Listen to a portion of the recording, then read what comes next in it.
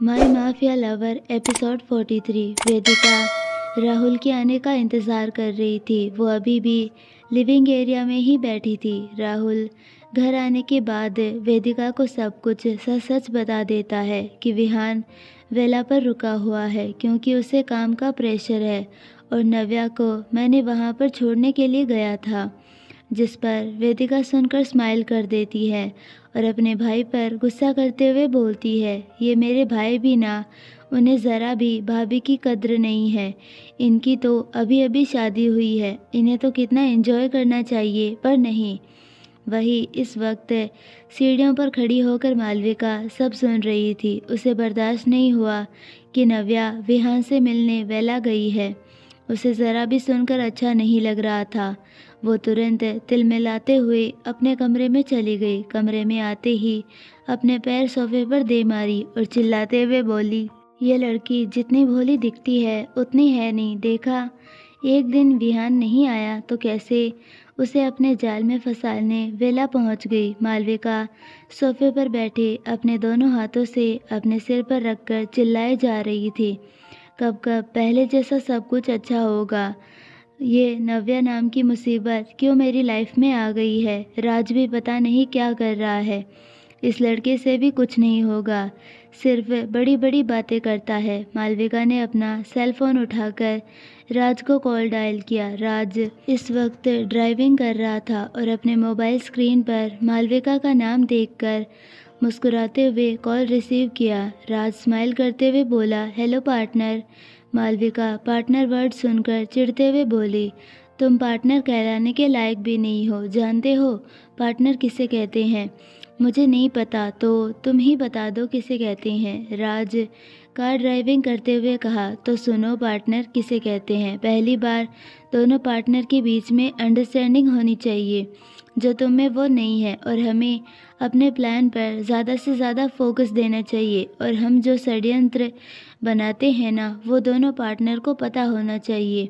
पर तुम्हारी तरफ से तो मुझे कुछ भी पता नहीं चलता है कि तुम क्या प्लान बना रहे हो, आगे क्या करने वाले हो। राज कार तेज चलाते हुए मुस्कुराहट के साथ बोला, खूबसूरत लड़कियों को ज़्यादा गुस्सा नहीं करना चाहिए, नहीं तो वो जल्दी बूढ़ी हो जाती है। अब मालविका चिढ़ते हुए बोली, ये तुम क्या बकवास बातें कर रहे हो? क्या तुम इसी सब पर सर्च करते रहते हो? दूसरा तुम्हें कुछ काम नहीं है क्या? मालविका का गुस्सा देखकर राज अपनी हंसी कंट्रोल करते हुए कहा, तुम्हें यकीन नहीं तो किसी स्पेशलिस्ट डॉक्टर से पूछ लो, वो खुद ब खुद बता देंगे तुम्हें। उन पर तो तुम्हें यकीन आएगा ही ना। मालविका अपना गुस्सा कंट्रोल करते हुए बोली, ये फालतू की बातें करना बंद कर दो, कुछ काम की बातें भी किया करो। तुम्हें कुछ बताने के लिए कॉल किया हूँ, अगर तुम सुनना चाहो तो। कॉल की दूसरी ओर से राज बोला, हाँ तुम बताओ, मैं सुन रहा हूँ। मालविका राज को समझाते हुए बोली, तो तुम ध्यान से मेरी बातें सुनो। विहान तो नव्या के बर्थडे वाले दिन यानी कल से घर आया ही नहीं, क्योंकि वो नव्या से गुस्सा है। ये बात हमें तो पता ही है, पर अब ये बात नव्या को भी पता चल गई है और नव्या विहान को मनाने के लिए विला गई है। इतना सुनकर राज तुरंत गाड़ी को ब्रेक लगा दिया और कहा, उसे ये सब कैसे पता चल सकता है? फिर उसे तुरंत ध्यान आया कि हाँ, उसने फ़ोटो वाली बात नव्या को बताई थी, इसीलिए नव्या को पता चल गया होगा कि विहान गुस्से में है। पर यह लड़की उसे मनाने क्यों गई है? राज अपने ख्यालों में सोच ही रहा था कि कॉल की दूसरी ओर से मालविका हाइपर होते हुए बोली, अब तुम्हें क्या हो गया है? तुम कौन से सदमे में चले गए हो? तुम तो कहते थे तुम्हारा प्लान कभी फ्लॉप नहीं होता, तो अब कैसे हो रहा है? कभी ढंग का स्ट्रॉन्ग प्लान बनाया करो। राज कुछ सोचते हुए कहा, तुम परेशान मत हो, हमें उसके दिमाग से खेलना होगा। अगर ऐसी वैसी कुछ हरकत किया तो वो समझ जाएगा। अगर उसके दिमाग से खेलेंगे तो उनमें दूरियां आ जाएगी, जो जोड़ना नामुमकिन है। तुम्हें समझ में आ रहा है ना मेरी बात? इधर मालविका अपने हाथों से सर पर रब करते हुए बोली, पर कब ऐसा होगा? तुम तो सिर्फ मुझे संतावना दे सकती हो, पर रिजल्ट तो कुछ और नहीं आ रहा। उल्टा विहान मेरे हाथ से पूरी तरह से निकल गया है।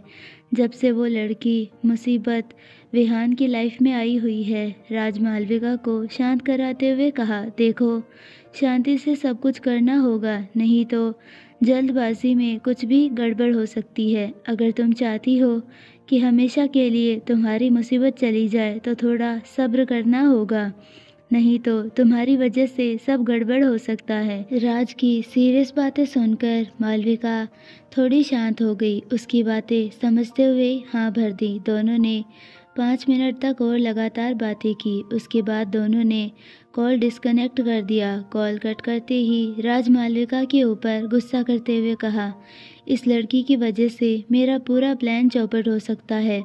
अगर मुझे विहान खुराना से बदला ना लेना होता तो मैं तुम जैसी लड़कियों को मैं अपने मुंह तक ना लगाता। तेरे ज़रिए मैं विहान तक पहुंच सकता हूं। इतना बोलकर वो कार में बैठे ही मुस्कुराने लगा। वहीं राहुल और वेदिका अपने कमरे में आए। राहुल अपना नाइट कपड़े हाथ में लेकर वॉशरूम में जाते जाते कहा, तुम सही कह रही हो, उन दोनों की अभी अभी शादी हुआ है, उन्हें तो खूब एंजॉय करना चाहिए ताकि ये दोनों गुड न्यूज़ वाली बात जल्दी सुना सके। वेदिका अपनी आईब्रो ऊपर चढ़ाते हुए राहुल को देखकर बोली, तो तुम क्या चाहते हो? यही कि मैं भी जल्द से जल्द पापा बन जाऊं, क्योंकि हमारी शादी पहले हो चुकी है। जिस पर वेदिका थोड़ी शर्माते हुए बोली, इतनी भी क्या जल्दी है, हो जाएंगे जब होना रहेगा। जो सुनकर राहुल जाते जाते रुक गया और अपने नाइट कपड़े सोफे पर फेंक कर वेदिका के पास आके उसे पीछे से हक करते हुए कहा, तो चलो आज से ही काम पर लग जाते हैं। जिस पर वेदिका ने अपनी कोहनी से राहुल के पेट में मारते हुए बोली, राहुल मुझे इतनी जल्दी बच्चे नहीं चाहिए, अभी तो हम दोनों को घूमना फिरना मौज मस्ती ये सब करना है, बाद में तो हमें बच्चे ही संभालने पड़ेंगे। राहुल वेदिका को प्यार करते हुए उसका फेस अपनी तरफ किया, उसके गाल को प्यार से छूते हुए कहा, ओके मेरी जान, जैसे तुम कहो। रात का समय मेहता बंगलो नंद किशोर शाह और उनकी बेटी निया दोनों आज डिनर के लिए नारायण जी ने अपने घर पर बुलाए थे ताकि उनके बेटे के साथ उन दोनों की बातचीत होती रहे, क्योंकि उनका बेटा अपनी तरफ से कोई ट्रिक नहीं लगाएगा। जो करना है वो नारायण जी को ही करना पड़ेगा। नारायण जी अपने प्लान में अभय को भी शामिल कर लेते हैं और वो भी उनका फुल सपोर्ट करता है। नारायण जी का सपना यही है कि उनके जीते जी उनका बेटा शादी कर ले, उसका घर बसता हुआ वो देखना चाहते हैं, पर उनके बेटे को इन सब के झमेले में नहीं पड़ना है। डिनर करने के बाद नारायण जी और नंद किशोर जी दोनों लिविंग एरिया में बातें करने लगे और हान और निया को उन दोनों को ऊपर भेज दिया ताकि वो ज़्यादा से ज़्यादा समय एक दूसरे के साथ बिताएं। हान का उल्टा ही था, निया के साथ ज़्यादा देर बैठना ही उसे सज़ा लगता था। वो उसके साथ टाइम स्पेंड नहीं करना चाहता था क्योंकि उसने अपनी आंखों से देखा है उसे ड्रिंक करना, लड़कों के गले में हाथ डालकर डांस करना, पार्टी क्लब में जाना, जिससे उसका और भी नफरत बढ़ता जा रहा था। निया जब भी उनके घर पर आती थी, हान कुछ ना कुछ बहाना बनाने लगता, ये काम वो काम, उल्टा पट्टी पढ़ाने लग जाता था और उनके जाते ही वो अपने डैड को समझाने लगता। काफ़ी देर के बाद नंद किशोर जी ने नारायण जी से कहा कि अब हमें घर जाना चाहिए, काफ़ी देर हो गई है। जिस पर नारायण जी ने भी हामी भरी। 15 मिनट के बाद वो लोग अपनी कार में बैठकर मेहता बंगलो से निकल गए। उनके जाते ही हान अपने सर पर हाथ रखकर गहरी सोच में डूब गया था। नारायण जी ने अभय को कहा कि हान को नीचे बुलाकर लाए। अभय हान के कमरे में आया। हान इस वक्त अपने कमरे की बालकनी में सोफे पर बैठा हुआ था। अभय ने उसके कंधे पर हाथ रखा और बोला, चल तुझे अंकल बुला रहे हैं। 5 मिनट में दोनों नीचे आए। नारायण जी थोड़ा सख्त होते हुए बोले, बेटा ये तुम कभी कभी बच्चों वाली हरकतें क्यों करते हो? वो मेहमान हैं, उनके जाने के टाइम तुमने उन्हें बाहर तक छोड़ने भी नहीं गए। ये देखकर उन्हें कैसा लगता रहेगा, खास करके वो होने वाली बहू को वो क्या सोचती होगी। बहू वर्ड सुनकर हान के अंदर चिढ़ मच गया। वो थोड़ा हाइपर होते हुए कहा, डैड मुझे उस लड़की से शादी नहीं करनी जो एक बेवड़ी हो। रात भर पार्टी क्लब में आना जाना, शराब पिए, ऐसी लड़की मुझे मेरी ज़िंदगी में नहीं रखनी। ये सुनकर नारायण जी को भी अच्छा नहीं लगा। फिर भी वो हान को समझाते हुए बोले, बेटा आजकल कोई भी साधु संत नहीं है। ये छोटी मोटी आदतें सबके अंदर होती है। क्या हो गया अगर उसने थोड़ी सी ड्रिंक कर ली तो? अब क्या था? हान थोड़ा और गुस्सा और लाउडली वॉइस में बोला, डैड ये आप कह रहे हो कि थोड़ा ड्रिंक करती है तो क्या हो गया? इससे अच्छा तो मैं बिना शादी के ही मर जाऊं, चलेगा, पर मुझे अपने गले में ऐसी रस्सी नहीं बांधना जो मुझे घुटन दे। अब अभय हान पर गुस्सा करते हुए कहा, तू अपने आप को समझता क्या है? अंकल ठीक ही तो कह रहे हैं। आजकल कॉमन बातें हैं, हर कोई ड्रिंक कर लेता है, स्मोक करता है तो क्या हो गया? और तुझे इतनी दूध की धुली हुई लड़की कहाँ मिलेगी? अभय की बातें सुनकर हान चिढ़ते हुए कहा, तो मुझे नहीं चाहिए दूध की धुली हुई लड़की। मैं कहाँ मरे जा रहा हूँ शादी के बिना कि मुझे शादी करनी है, नहीं तो मैं मर जाऊँगा। मैं जैसा भी हूँ ठीक हूँ और मैं इसी में खुश हूँ। तो प्लीज़ मुझ पर आप लोग ज़्यादा प्रेशर ना डालें। जिस पर अभय ने कहा, ठीक है, हम तेरे पर प्रेशर नहीं डालेंगे। तू ही कहीं ढूंढ ले लड़की जो गाय और बकरी की तरह हो। तू जहाँ पर उसे बांधे वहीं पर खड़ी रहे। ढूंढ ले ऐसी लड़की जिसके मुंह में ज़ुबान ना हो, तेरे आगे कभी कुछ बोले नहीं, तू जो बोले वही सुने, सबके आगे गूंगी बहरी हो। हान ने लंबी गहरी सांस छोड़ते हुए कहा, जब मुझे शादी ही नहीं करनी है तो मैं क्यों ढूंढूं? मैंने कहा ना, मैं ऐसे ही ठीक हूँ। हान इतना बोलकर सीढ़ियों से ऊपर चढ़ने लगा। वहीं नारायण जी अपने बेटे के ना शब्द सुनकर उनके सीने में दर्द होने लगा। अभय घुटने के बल नीचे बैठ गया और नारायण जी के दोनों हाथ पकड़कर कहा, अंकल आप टेंशन मत लीजिए, वो इस वक्त गुस्से में है, सब ठीक हो जाएगा, मैं कह रहा हूँ ना। जिस पर नारायण जी उदास होते हुए सिर्फ पलके झपका दिए और अभय उनके व्हीलचेयर पकड़ के उनके कमरे में ले जाने लगा। हान अपने कमरे में आते ही ज़ोर से दरवाज़ा बंद किया, जिसकी आवाज़ नीचे तक आ रही थी। हान कमरे की लाइट बंद कर दिया और सोफे पर बैठकर अपने दोनों हाथ माथे पर रगड़ने लगा। उसकी आंखों में इस वक्त गुस्सा भरा पड़ा था। हान ने दांत पीसते हुए खुद से कहा, दुनिया की सबसे गंदी औरत तुम हो। तुम्हारी वजह से मेरे डैड की ये हालत हुई है। इसकी जिम्मेदार सिर्फ और सिर्फ तुम हो। अगर तुम मेरे सामने होती ना तो आज अपने इन्हीं हाथों से तुम्हें जान से मारता। विला में विहान के ज़्यादा फोर्स करने से नव्या ना चाहते हुए भी थोड़ा सा उसे विहान के साथ खाना ही पड़ा।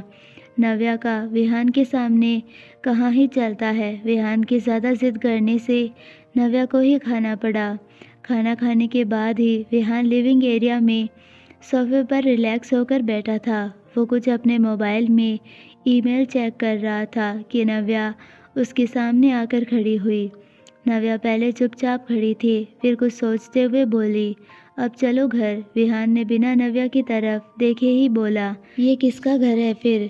ये घर नहीं तो क्या है? नव्या अपनी बात समझाते हुए बोली, मेरा ये कहने का मतलब नहीं है। हमें अब घर जाना चाहिए माँ के पास। माँ को तुम्हारी फिक्र हो रही थी। विहान जो अभी तक नज़रें मोबाइल में गड़ाए हुए था, वो अपनी नज़र ऊपर करते हुए कहा, और तुम? नव्या विहान की आंखों में देखते हुए बोली, तुम्हें क्या दिखाई नहीं देता? मैं तो तुम्हारे सामने ही खड़ी हूँ। विहान ने नव्या को परेशान करते हुए कहा, तो क्या मैं ये समझूं कि तुम मेरे लिए यहाँ आई हो? विहान की बातों से नव्या अब इरिटेट होने लगी। उसे घूर के देखते हुए बोली, मुझे घर जाना है। विहान वापस मोबाइल में देखते हुए आगे बोला, ठीक है, मैं शेरा को कह देता हूँ तुम्हें घर ड्रॉप कर दे। विहान की बातें सुनकर नव्या चिढ़ते हुए बोली, क्यों, तुम नहीं आ रही हो क्या? विहान सपाट लहजे में बोला, नहीं।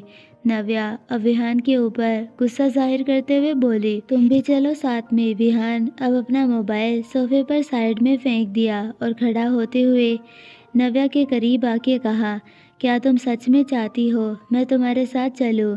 नव्या ने कुछ बोली नहीं, सिर्फ अपना सिर हाँ में हिला दी। विहान कुछ सोचते हुए नव्या के एकदम करीब आके बोला, प्लीज़ बोलो, तब मैं तुम्हारे साथ चलूँगा।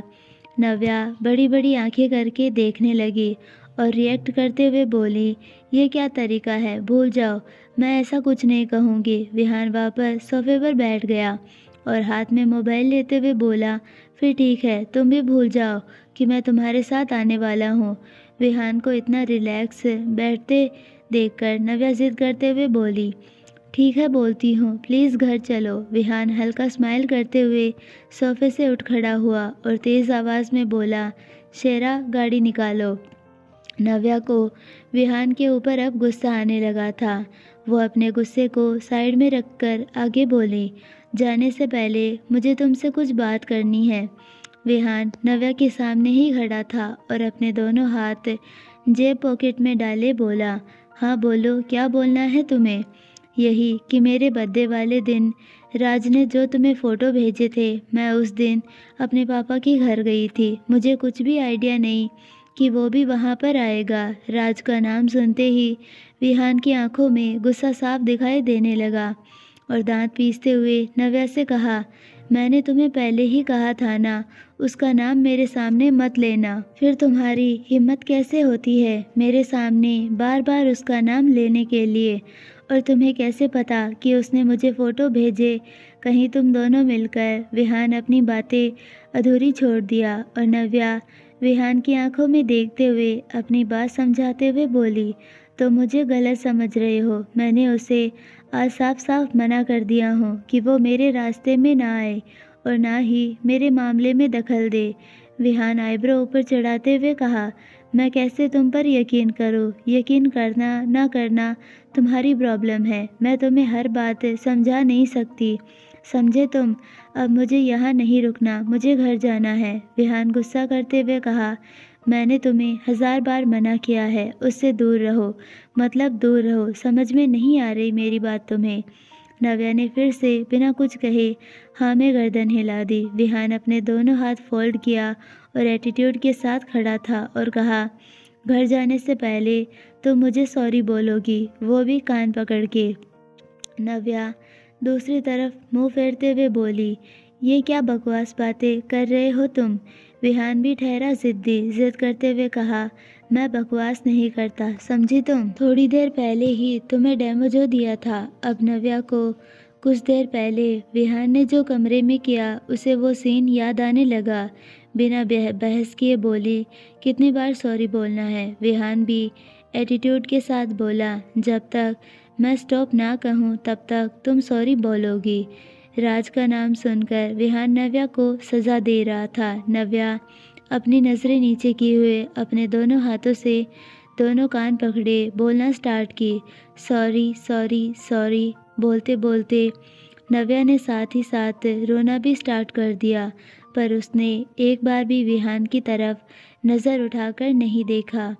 नव्या की आंख से आंसू उसके गाल पर लुढ़क गए, जो देखकर विहान तुरंत नव्या के करीब आके अपने हाथों से उसके हाथ पकड़ के बोला, तुम्हें अब बोलने की ज़रूरत नहीं है और तुम रो क्यों रही हो? विहान नव्या को चुप कराने लगा तो नव्या को और भी रोना आ रहा था, क्योंकि उसकी कोई गलती नहीं थी, फिर भी विहान उसे ही सज़ा देता है। विहान को अब अपने ऊपर ही गुस्सा आने लगा कि वो नव्या के साथ कुछ ज़्यादा ही सख्त पेश आता है। विहान अपने अंगूठे से नव्या के आंसू साफ करने लगा, साथ में बोला, चलो अब घर चलते हैं, सुबह का वक्त मेहता बंगलो। हान अपने कमरे में ही था कि कदम आकर दरवाज़ा ज़ोर ज़ोर से खटखटाने लगा। दरवाजे की तेज़ आवाज़ सुनकर हान ने दरवाज़ा खोला। कदम को हाँफते हुए देखकर टेंशन भरी आवाज़ में पूछा, क्या हुआ? कदम हकलाते हुए बोला, सर वो साहेब। हान कमरे से थोड़ा आगे आकर तेज़ आवाज़ में गुस्सा करते हुए पूछा, बताओगे भी क्या हुआ? साहेब की तबीयत बिगड़ गई है, जल्दी चलिए सर। कदम वहीं स्थिर हो गया। उसकी बातें सुनकर हान तेज़ आवाज़ में बोला, क्या हुआ डैड को? हान इतना बोलकर तेज़ कदमों से सीढ़ियाँ उतरते हुए नीचे आया। उसके पीछे कदम भी दौड़ते दौड़ते नीचे आया। हान कमरे में आते ही देखा उसके डैड व्हील चेयर पर लंबी लंबी सांसें ले रहे थे, जिसे देखकर हान जल्दी से उनके पास जाकर घुटनों के बल बैठकर अपने दोनों हाथों से उनके गालों को थपथपाते हुए बोला, डैड क्या हुआ आपको? हान तेजी से बोला, कदम डैड को जल्दी से लेकर चलो। और जल्दी अपनी गाड़ी का की लिया। कदम और हान दोनों ने मिलकर नारायण जी को कार में बैठाया। हान ड्राइविंग करने लगा। वो इस वक्त नाइट कपड़ों में ही था। 8:30 बजे पर हान अपने डैड को लेकर हॉस्पिटल में आ गया और जल्दी से उन्हें इमरजेंसी वार्ड में लेकर गए। हान को इस वक्त कुछ भी समझ में नहीं आ रहा कि अचानक उसके डैड को क्या हो गया। हान इमरजेंसी वार्ड के बाहर खड़े होकर कंटिन्यू अपने डैड के बारे में सोच रहा था। उनकी हालत देखकर बहुत ज़्यादा अंदर ही अंदर हमेशा की तरह डर जाता है। अगर उन्हें कुछ हो गया तो। हान इमरजेंसी वार्ड के बाहर बैठे ही सोचे जा रहा था कि कल रात उसने कैसे अपने डैड के साथ बातें की। शायद इसी वजह से उन्होंने ज़्यादा टेंशन ले लिया जिस वजह से उनकी तबीयत अचानक ख़राब हुई है। हान चेयर पर बैठे अपने सिर को पीछे की ओर ढकेल काफ़ी देर यही सोच रहा था कि उसे इस तरह से बात नहीं करनी चाहिए थी अपने डैड के साथ। वो अपने आप को कसूरवार ठहराने लगा। उसे अपने आप पर गुस्सा आ रहा था कि वो क्या कर ले खुद को। अगर आज उसके डैड को कुछ हो गया तो वो क्या करेगा। वार्ड के अंदर डॉक्टर नारायण जी का चेकअप कर रहे थे। हान उठकर खड़ा हो गया और इधर उधर चक्कर लगाने लगा। वहीं कदम थोड़ी दूरी पर बाहर आकर खड़ा था। हॉस्पिटल के कॉरिडोर के पास नैना चाय लेकर जा रही थी। उसने वहां पर कदम को देख लिया। कदम को देखकर ही एक पल के लिए सोच में पड़ गई। ये तो हान सर के घर का सर्वेंट है। यहाँ क्या कर रहा है? क्या सब ठीक है? नैना कदम के पास आकर बोली, तुम यहाँ क्या कर रहे हो? नैना की आवाज़ सुनकर कदम तुरंत नैना से बोला, मैडम आप यहाँ? आपको कैसे पता साहब की तबीयत खराब है? अच्छा सर ने आपको बताया होगा। कदम का कहना कि नैना शॉक्ड होकर बोली, क्या अंकल की तबीयत खराब है? पर कैसे? क्या हुआ है उन्हें? और कहाँ पर है वो? कदम एक्सप्लेन करते हुए कहा, हान सर भी आए हुए हैं और साहब अभी इसी वक्त इमरजेंसी वार्ड में है। नैना ने तुरंत कहा, हाँ मुझे भी लेकर चलो, किस और है अंकल का वार्ड। हान चुपचाप चेयर पर बैठे आंखें बंद किए यही सोच रहा था कि मुझे रात को इस तरह से बात नहीं करनी चाहिए थी। आखिर डैड मेरा भला ही तो सोचते हैं। अगर वो कह रहे हैं मुझे शादी करने के लिए तो मुझे कर लेना चाहिए। अपने लिए ना सही डैड के लिए। हाँ मुझे ये करना ही होगा किसी भी हालत में। बस एक बार डैड अच्छे हो जाएं। हान बहुत ही गहरी सोच में सोच रहा था कि उतने में नैना बोल पड़ी, सर आप यहाँ हॉस्पिटल में? नैना को अपने सामने देखकर हान चेयर से उठ खड़ा हुआ और देखकर कहा, तुम यहाँ कैसे? नैना को अपने सामने देखकर हान चेयर से उठ खड़ा हुआ और देखकर कहा, हाँ वो अंदर, मेरा मतलब डैड की तबीयत ठीक नहीं है। नारायण जी की तबीयत ठीक नहीं है। ये सुनकर नैना को अच्छा नहीं लगा। वो हान के पास आके बोली, क्या हुआ अंकल को और अब कैसी है उनकी तबीयत? हान अपने दोनों हाथों से सिर के बाल को पीछे ढकेलते हुए बोला और लंबी सांस लिया। फिर कहना जारी रखा, डैड आजकल कुछ ज़्यादा ही टेंशन लेने लगे हैं। नैना फिक्र जताते हुए बोली, क्यों? हान सर अब डॉक्टर ने क्या कहा है? अब कैसी है उनकी तबीयत? हान की शक्ल देखकर ही पता चल रहा था कि वो इस वक्त कितना टेंशन में है। हान वहीं चेयर पर बैठ गया और अपना सर लटकाकर दोनों हाथ आपस में उलझाने लगा। नैना भी हान के पास में बैठ गई। अपना राइट हैंड हान के हाथ पर रखकर बोली, सर आप परेशान मत होइए, अंकल ठीक हो जाएंगे। नैना का यूं हाथ रखना, हान उसके हाथ को देखकर नज़र उठाकर नैना को देखने लगा। आज पहली बार था कि कोई उसे सहारा दे रहा था। हान ने कोई रिएक्ट नहीं किया। वो हमेशा अपनी तकलीफ से दूर दूर भागा करता है। आज पहली बार कोई औरत उसे छुई। हान ने कुछ नहीं कहा, जैसे आज उसे भी सहारे की ज़रूरत है। वो हमेशा अपने डैड के सहारा लिया है और उसका जिगरी दोस्त अभय है जो उसका ही इतना क्लोज रहा करता है। नहीं तो उसे किसी के ऊपर ज़रा भी ट्रस्ट नहीं होता। वो दोनों बात कर ही रहे थे कि वार्ड के अंदर से डॉक्टर बाहर निकली। उन्हें देखकर हान और नैना दोनों खड़े हो गए। हान ने क्यूरियस होते हुए पूछा, अब मेरे डैड की तबीयत कैसी है? क्या अब मैं उनसे मिल सकता हूँ? उस महिला डॉक्टर ने हल्की मुस्कुराहट करते हुए बोली, मिस्टर मेहता, आपके डैड बिल्कुल ठीक हैं, आप उनसे मिल सकते हैं। पर हाँ, आपको एक इम्पॉर्टेंट बात बता देती हूँ। हान टेंशन से डॉक्टर को देखने लगा और स्लो वॉइस में पूछा, जी कहिए डॉक्टर। अपना चश्मा आंखों से उतारते हुए बोली, देखिए, आपके डैड का जो कंडीशन है वो सब आपको पहले से ही पता है, तो जितना हो सके उन्हें स्ट्रेस ना लेने दें। उन्हें जितना खुश रखेंगे उनकी हेल्थ के लिए उतना ही ठीक है। अगर उनकी हेल्थ कंडीशन ऐसे ही रही तो कुछ नहीं कह सकते। समझ रहे हैं ना आप कि मैं क्या कहना चाहती हूँ? डॉक्टर के मुंह से इतना सुनकर हान की आंखों में हल्का सा ही सही पर पानी आ गया, जो डॉक्टर और नैना दोनों ने देख लिया था। हान डॉक्टर के हान में हाँ भरते हुए कहा, मैं आगे से पूरा ध्यान रखूँगा कि वो ज़रा भी टेंशन ना ले। पूरी कोशिश करूँगा उन्हें खुश रखने के लिए। हान की बातें सुनकर डॉक्टर ने पलकें झपकाई और तुरंत वहाँ से चली गई। उनके जाते ही नैना ने हान से वापस पूछा, सर ऐसा क्या हो गया कि अंकल ने इतना टेंशन ले लिया? हान एक नज़र नैना को देखा और बिना कुछ कहे वार्ड के अंदर चला गया। वार्ड के अंदर जाते ही उसकी नज़र बेड पर गई, जो इस वक्त उसके डैड बेड पर लेटे हुए थे। हान के पीछे पीछे नैना भी वार्ड के अंदर चली गई। हान स्टूल पर बैठकर अपने डैड के हाथ पर अपना हाथ रखा। उसके हाथ स्पर्श होते ही नारायण जी ने धीरे धीरे आंखें खोली। हान अपना सर नीचे झुकाकर उनकी हथेली को चूमने लगा। वो एक पल के लिए सुबह सुबह डर गया था कि उसके डैड को अचानक क्या हो गया। हान लगातार अपने डैड से माफ़ी मांगने लगा। वो अपने आप को कसूरवार समझ रहा था। आज उसके डैड की तबीयत उसकी वजह से ख़राब हुई है। हान का इस तरह परेशान होना नारायण जी को अच्छा नहीं लग रहा था। उनसे बोला तो नहीं जा रहा था, फिर भी वो हान को समझाते हुए धीरे धीरे बोले, बेटा इस तरह से परेशान नहीं होते, देखो मैं बिल्कुल ठीक हूँ। हान अपना फेस नारायण जी की हथेली पर रखकर उदास होते हुए कहा, डैड आप हमेशा मुझे डराते हो, आप हमेशा मुझे परेशान करते हो। मैं कितना डर गया था। आप प्रॉमिस करो कि आप ऐसे मुझे कभी डराओगे नहीं। हान बोल ही रहा था कि नारायण जी नैना की तरफ नज़र उठाकर देखकर बोले, अरे नैना बेटा तुम कब आई और तुम्हारे पिताजी कैसे हैं? नैना हान के पीछे खड़ी हो गई। उसे भी बहुत बुरा फील हो रहा था बाप बेटे को इस तरह देखकर, क्योंकि वो भी इस हालात से गुजर रही थी।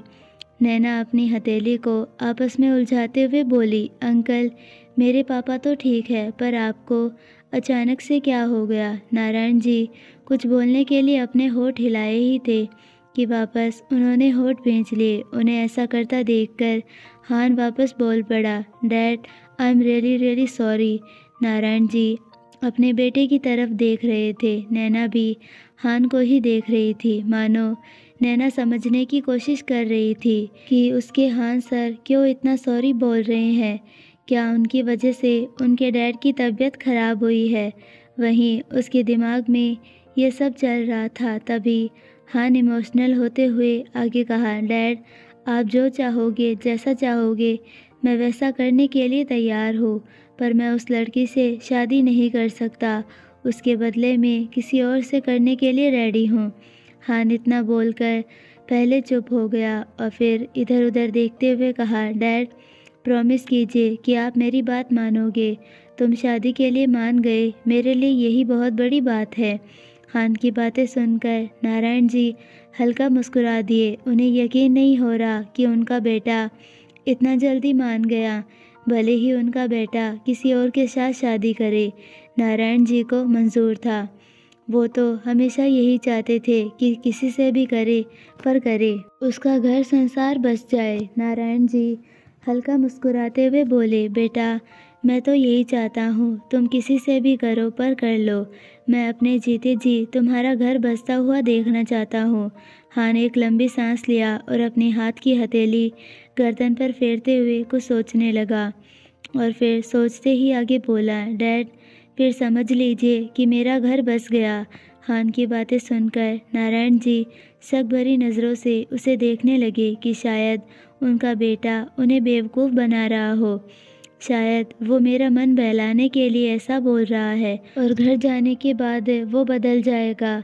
हान उनके हाथ पर अपना हाथ रखते हुए कहा, डैड मैं जानता हूँ कि आप क्या सोच रहे हो, पर मैं आपको इस बार नाराज़ होने का कोई भी मौका नहीं देने वाला। नारायण जी क्यूरियस होते हुए अपने बेटे को देखने लगे। वहीं उन दोनों की बातें नैना भी ध्यान से सुन रही थी, पर उसे इतना कुछ क्लियर समझ में नहीं आ रहा था। आखिर ये लोग किस टॉपिक पर बातें कर रहे हैं। नैना को भी इस बात से कुछ लेना देना नहीं था। नारायण जी ने आगे कहा, तो तुमने अब सोच ही लिया है शादी के बारे में, तो क्या तुमने अपनी पसंद की लड़की को देखा? शादी का वर्ड सुनकर नैना भी नारायण जी की बातें अब समझ गई। वो तो सिर्फ उन दोनों की बातें सुन रही थी। वहीं हान कुछ सोच में पड़ गया और सोचते हुए पीछे मुड़ा, नैना को घूर के देखने लगा और उसे देखते हुए कहा, डैड मैंने अपने लिए लड़की देख लिया है जिसका नाम है नैना मित्तल। हान के मुंह से अपना नाम सुनकर नैना वहीं की वहीं जम गई। वो क्या बोले, क्या रिएक्ट करे, उसका दिमाग काम नहीं कर रहा था। नैना अपने दिमाग पर जोर देते हुए खुद से मन में कहने लगी, क्या हान सर ने मेरा नाम लिया या मैंने कुछ गलत सुन लिया। वहीं नारायण जी भी एक पल के लिए शॉक्ड हो गए कि उनका बेटा क्या कह रहा है, कि तभी नैना ने कन्फ्यूज़न क्लियर करने के लिए वापस पूछा, सर क्या आपने।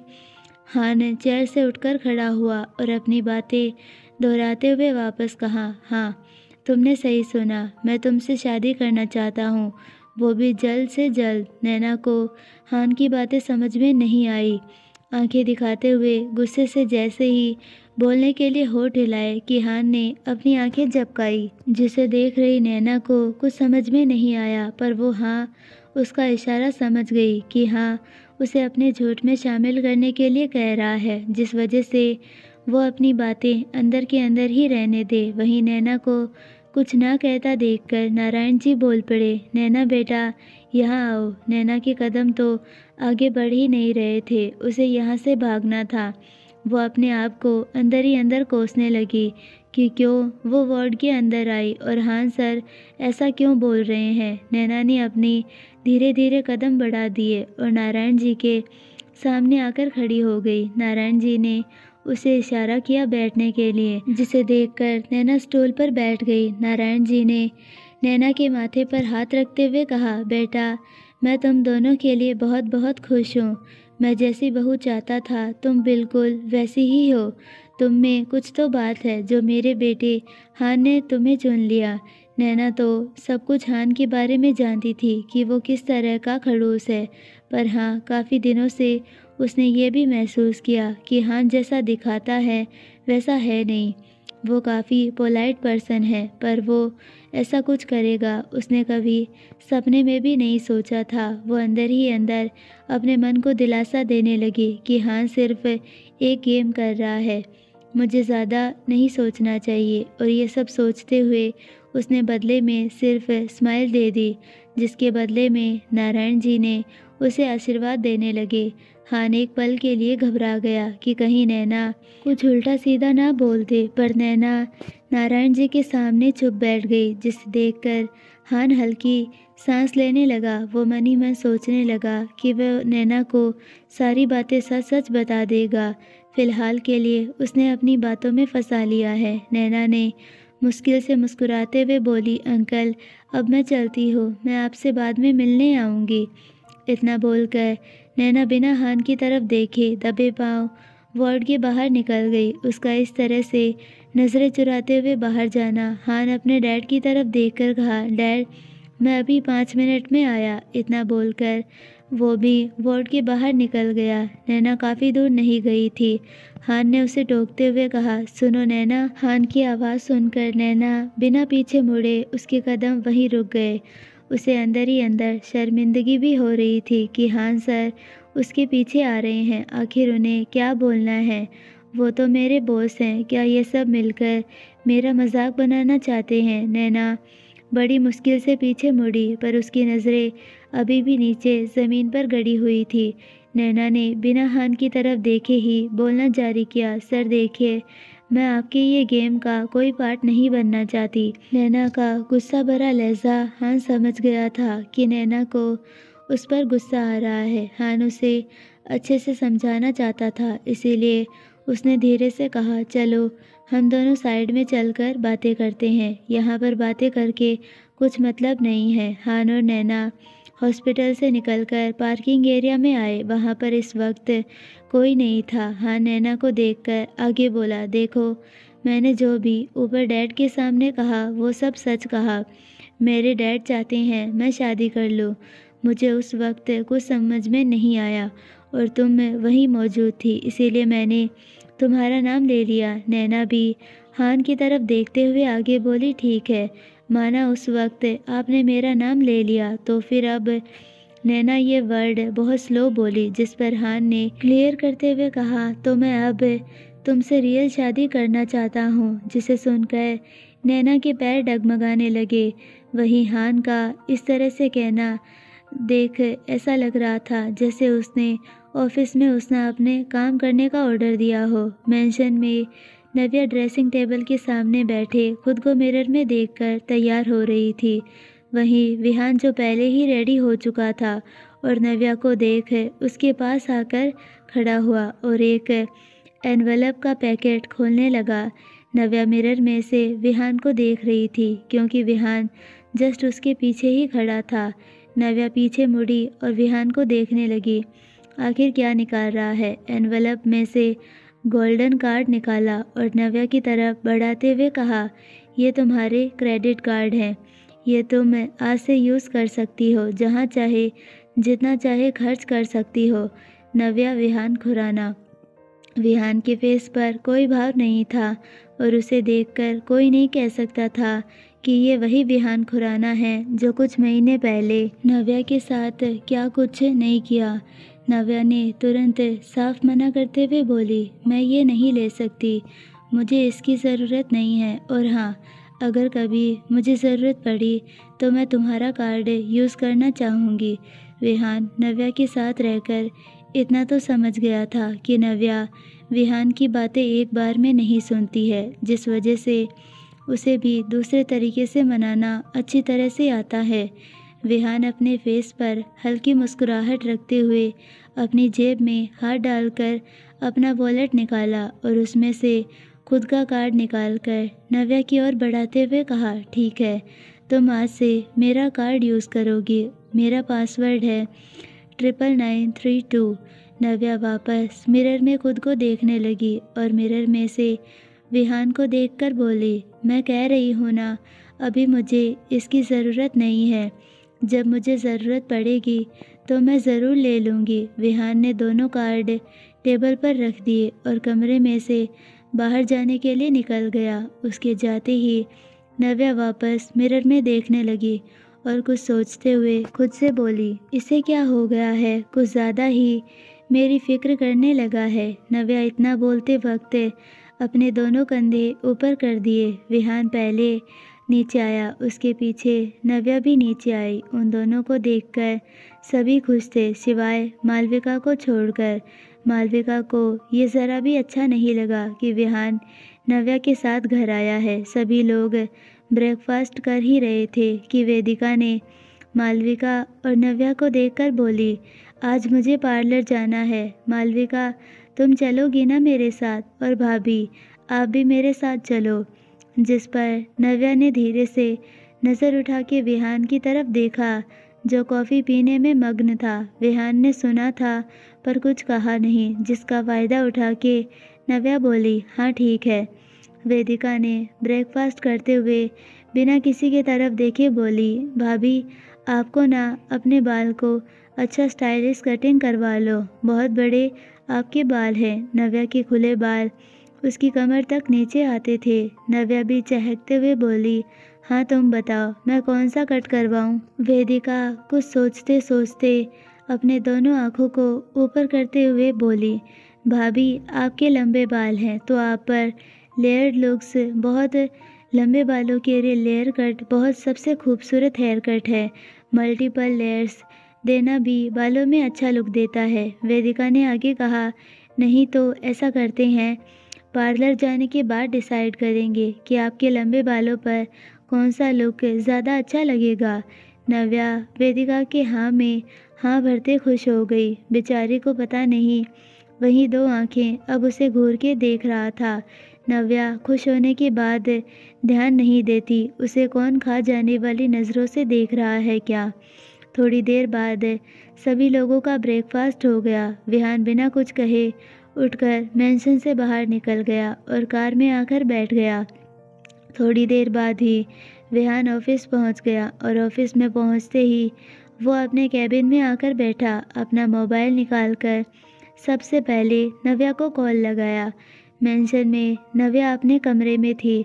वो टेबल पर रखे हुए कार्ड को देख रही थी कि विहान ने दोनों कार्ड यहाँ पर ही रख दिया है कि तभी उसका मोबाइल रिंग करने लगा और मोबाइल स्क्रीन में विहान का नाम देखकर वो तुरंत कॉल रिसीव कर ली। नव्या ने स्लो वॉइस में बोली, हेलो। विहान थोड़ा सा कड़क आवाज़ में बोला, तुम्हें रोज़ नए नए शौक कहाँ से पैदा हो रहे हैं। नव्या ने नासमझी से पूछा, मतलब? मैं कुछ समझी नहीं। तुम कहना क्या चाहते हो? यही कि अगर तुमने बाल कट किए तो मैं घर आने के बाद तुम्हें टकला कर दूंगा अपने इन हाथों से, और तुम जानती हो मैं ऐसा कर सकता हूँ तो कोई आर्ग्यूमेंट नहीं चलेगा। इतना सुनकर तो नव्या का गुस्सा फटने लगा और वो चिढ़ते हुए बोली, क्या तुम सच में पागल हो? अभी क्या मैं अपनी पर्सनल लाइफ भी नहीं जी सकती हो क्या? ये मेरे बाल हैं, मैं इन्हें काटूं या नहीं काटूं ये सिर्फ मैं तय करूंगी, तुम नहीं, समझे? अपनी हुकूमत ना कहीं और जाकर चलाना, मुझ पर नहीं। विहान बिना नव्या की बातें सुने उसने कॉल कट कर दी। कॉल की दूसरी ओर विहान को भी गुस्सा आया नव्या के रवैये से, पर वो कुछ बोला नहीं, वापस अपने काम में लग गया। पर उसे अच्छा नहीं लग रहा था कि नव्या अपने बाल काटे। हॉस्पिटल में करीब दोपहर के 12 बजे अभय नारायण जी से मिलने हॉस्पिटल आया था। हान फ्रेश होने के लिए घर चला गया था क्योंकि नारायण जी अभी बेटर फील कर रहे थे और अभय के जाने से हान रिलीफ हो गया था। नारायण जी ने अभय को हान और नैना के बारे में बताया, जिसे सुनकर अभय को ज़रा भी यकीन नहीं हुआ। वो इस बारे में हान से बात करना चाह रहा था। हान इस वक्त घर गया था फ्रेश होने के लिए। आखिर वो भी जानना चाह रहा था कि उसका दोस्त इतना जल्दी कैसे फैसला ले लिया। कल तो झगड़ा कर रहा था, उसके झगड़े की वजह से अंकल की तबीयत का नतीजा है। अभय जब तक हान से बात नहीं करेगा तब तक उसे यकीन नहीं होगा। हान घर आया और सीधे वॉशरूम में चला गया। जाते ही शावर के नीचे खड़ा हो गया। कहने को तो वो खुद को ठंडा कर रहा था, पर उसका दिल और दिमाग ठंडा होने का नाम ही नहीं ले रहा था। उसे बार बार कुछ देर पहले जो भी हॉस्पिटल में हुआ वो सब याद करने लगा। उसका दिल बार बार कह रहा था कि तू जो करने जा रहा है क्या वो सही है। आज हान वॉशरूम में घंटे भर शावर के नीचे ऐसे ही खड़ा रहा, तब जाकर वो कुछ डिसीजन ले पाया और वॉशरूम से बाहर आते ही मिरर में देखकर खुद से कहा, जो भी हो मैंने अपने डैड से प्रॉमिस किया है तो मैं उसे पूरा करके ही रहूँगा। ब्यूटी पार्लर दोपहर के करीब 12:30 बजे ड्राइवर के साथ नव्या, वेदिका, मालविका तीनों कार में बैठ गई। वेदिका तो हमेशा की तरह किसी भी काम के लिए ज़्यादा एक्साइटेड ही रहती है, वहीं मालविका के फेस पर कोई भाव नहीं था। पता नहीं उसके दिमाग में क्या चल रहा था। नव्या चुपचाप कार में बैठे विंडो से बाहर देख रही थी क्योंकि विहान की कॉल से उसका दिमाग खराब हो गया था। फिर भी वो आज किसी की नहीं सुनने वाली क्योंकि उसका जो मन करेगा आज वो वही करेगी। तीनों पार्लर के अंदर आ गए। वेदिका ने कहा, हम तीनों लंच भी बाहर कर लेंगे, और वेदिका ने अपनी सारी लिस्ट बता दी कि उसे आज क्या क्या करना है, इसीलिए उसे शाम तो हो ही जाएगी। Nail extension, hair treatment, cut, styling, structure, services, colouring, threading, waxing, marks, facial. Vedika का इतना लंबा लिस्ट सुनकर नव्या तो हंसने लगी। बोली, शाम नहीं, आज तो रात ही हो जाएगी घर जाने के लिए। वेदिका ने आउट फेस बनाते हुए नव्या को देखने लगी। उसे ऐसे देखता देखकर नव्या वेदिका के साथ मजाक करते हुए आगे बोली, कहीं ऐसा ना हो राहुल भाई को यहाँ आना पड़े। वेदिका भी मजाक करते हुए बोली, यही तो मैं चाहती हूँ कि राहुल मेरे पीछे पागल हो जाए। वैसे पागल है पर और हो जाए। जिस पर नव्या की आंखें बड़ी बड़ी हो गई और अपने होठों को अंदर दबाते हुए अपनी कोहनी से वेदिका को मारते हुए बोली, बस भी करो, आप मेरे भाई को बहका रही हैं, बताना पड़ेगा भाई को। इतना बोलकर दोनों हंसने लगी। वहीं मालविका मोबाइल लेकर साइड में चली गई। उसे देखने में बहुत ही ज़्यादा बिजी लग रही थी। वेदिका और नव्या पार्लर के अंदर चली गई। अंदर हॉट लेडी मैनेजर आगे आकर वेदिका और नव्या को ग्रीट की, क्योंकि वेदिका बार बार यहाँ ही आया करती है और उन दोनों को अपने साथ सेकंड फ्लोर पर लेकर चली गई, क्योंकि रिच फैमिली को ऊपर अच्छी सर्विस थी। तीनों ऊपर पहुँच गई। तभी वेदिका मैनेजर के साथ बातें करने में बिजी थी कि तभी नव्या के मोबाइल पर मैसेज आया। ये मैसेज किसी और का नहीं बल्कि राज का था। वो मैसेज करके सॉरी बोल रहा था। नव्या ने उस मैसेज का कोई रिप्लाई नहीं दिया। ऐसे करके 2-3 मैसेज आ गए। नव्या ने मैसेज को पूरा इग्नोर किया। नव्या ने मैसेज का रिप्लाई नहीं दिया तो राज ने उसे डायरेक्ट कॉल किया। अब नव्या क्या करे, उसे कॉल तो रिसीव करना ही था। वो वेदिका को एक्सक्यूज़ मी बोलकर साइड में चली गई। कॉल रिसीव करते हुए नव्या झल्लाते हुए बोली, तुम ये मैसेज कॉल क्यों कर रहे हो? मैं तुमसे बाद में बात करूँगी, अभी मैं बाहर आई हूँ। नव्या, मैं बहुत परेशान हूँ, मुझे बिल्कुल भी अच्छा नहीं लग रहा। मुझे तुम्हें सॉरी बोलना था। राज की इतनी तकलीफ़ भरी आवाज़ सुनकर नव्या भी चौंकते हुए पूछी, यूँ अचानक से तुम्हें क्या हो गया? तुम ठीक तो हो ना? इस वक्त कहाँ पर हो? राज नव्या के दिल से खेलते हुए अपना नया गेम रचते हुए आगे कहा, मुझे कुछ पैसों की ज़रूरत है। तुम्हें तो पता है मैं अभी अभी हॉस्पिटल से रिकवरी करके निकला हूँ।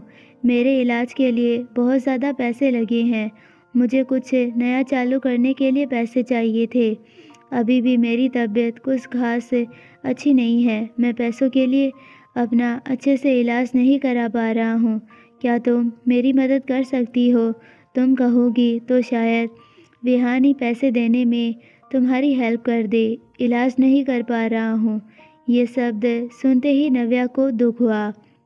होता भी क्यों नहीं, उससे तो ये पता है कि विहान ने राज की ये हालत की है। नव्या ने फिक्र करते हुए बोली, तुम अपना इलाज कराना बंद मत करो, मैं पैसे का इंतज़ाम करती हूँ। मैं विहान से बात करूँगी। राज शातिर स्माइल करते हुए कहा, थैंक यू नव्या, मैं जानता था तुम ज़रूर मेरी मदद करोगी, इसीलिए तो मैं तुमसे कह रहा हूँ। पर एक बात, मुझे पैसे की ज़रूरत अर्जेंट है, तो तुम क्या आज अभी दे सकती हो? नव्या चौंकते हुए बोली, अभी इस वक्त? मैं तो अभी बाहर हूँ और मुझे विहान से बात भी करनी पड़ेगी। और तुम्हें कितने पैसे चाहिए? राज जानबूझकर और भी अपना दुख बताते जा रहा था। उसने अपना दुख ऐसे जाहिर किया कि नव्या को अभी और इसी वक्त आना पड़े। नव्या ने भी हाँ भर दी, पर जाए कैसे? वेदिका को क्या बोले, कैसे बताए? नव्या अंदर वापस गई और वेदिका की तरफ देखकर लंबी सांस ली। और वेदिका इस वक्त बड़े से मिरर के सामने एक बड़े से चेयर पर बैठी थी और उसके आसपास 2-3 लड़कियां मैनिक्योर एंड पेडिक्योर उसे सर्विस दे रही थी। नव्या वेदिका के एकदम पास जाकर थोड़ा झुककर उसके कान में बोली, मेरे पापा यहाँ पास के मार्केट में आए हैं, मैं उनसे मिलकर आती हूँ। जिस पर वेदिका ने अपना सिर हिला दिया और बोली, अब तो मैं बैठ गई हूँ। भाभी, आप तो देख रही हो ना, ये लोगों ने तो मेरा मेडिक्योर एंड पेडिक्योर करना चालू कर दिया है। नहीं तो मैं भी आती, अंकल से मिलने। नव्या हल्की मुस्कुराहट के साथ बोली, कोई बात नहीं, तुम नेक्स्ट टाइम में ज़रूर मिल लेना। मैं अभी जल्दी से आ जाती हूँ। वेदिका ने हल्की स्माइल करते हुए बोली, ओके भाभी। आगे की स्टोरी जानने के लिए नेक्स्ट पार्ट का वेट कीजिए। आई होप आपको ये स्टोरी पसंद आई होगी। अगर पसंद आई है तो प्लीज़ वीडियो को लाइक, शेयर एंड चैनल को सब्सक्राइब ज़रूर कीजिए और बेल आइकन नोटिफिकेशन को ऑल पर सेलेक्ट कर दीजिए ताकि हमारे आने वाली सारी वीडियोज़ की नोटिफिकेशंस आपको मिलती रहे। मिलते हैं नेक्स्ट पार्ट में, तब तक के लिए बाय, धन्यवाद।